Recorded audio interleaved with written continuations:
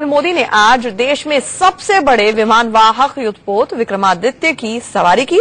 इस मौके पर मोदी ने कहा कि अब भारत नजरें झुकाकर बात नहीं करेगा।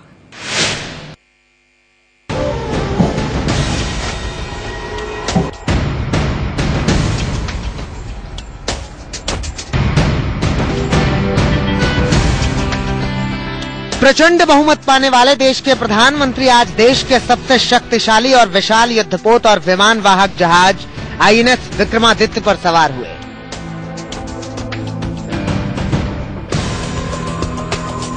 करीब 4 घंटे तक नरेंद्र मोदी इस युद्धपोत पर रहे और इस दौरान वो MiG-29 में सवार हुए। युद्धपोतों, कामोव और सीकिंग हेलीकॉप्टर के करतब भी देखे उन्होंने।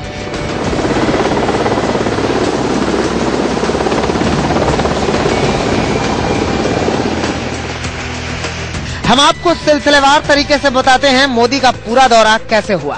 सबसे पहले नरेंद्र मोदी गोवा के आईएनएस हंसा नेवल बेस पर पहुंचे, जहां नेवी चीफ एडमिरल आर.के. धोवन ने उनका स्वागत किया। यहां प्रधानमंत्री को गार्ड ऑफ ऑनर दिया गया।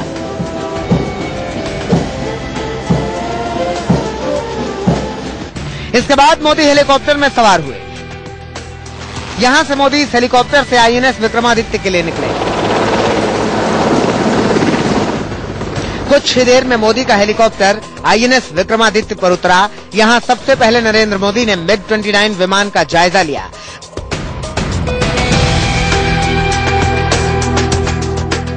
विमान के कॉकपिट में सवार होकर उन्होंने आधे घंटे तक उसकी तकनीक को समझा।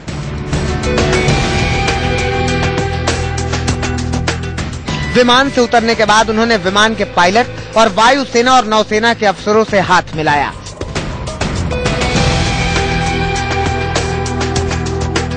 कुछ देर के लिए मौसम बिगड़ा तो मोदी को आईएनएस विक्रमादित्य के अंदर जाना पड़ा, लेकिन मौसम ठीक होते ही वो बाहर आए और युद्धक पोतों और हेलीकॉप्टरों के करतब देखे। नरेंद्र मोदी ने आईएनएस विक्रमादित्य को देश को समर्पित किया। इस मौके पर प्रधानमंत्री ने सैनिकों का हौसला बढ़ाया। भारत के नौजवानों टैलेंट,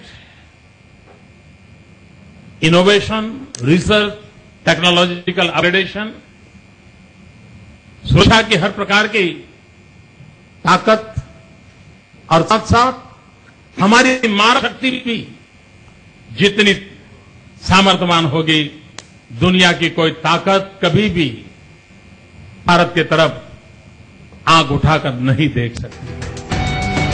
प्रधानमंत्री बनने के बाद नरेंद्र मोदी का दिल्ली से बाहर का ये पहला दौरा था। जहां तक आईएनएस विक्रमादित्य की बात है तो भारत ने रूस से इसे 15,000 करोड़ रुपए में खरीदा है।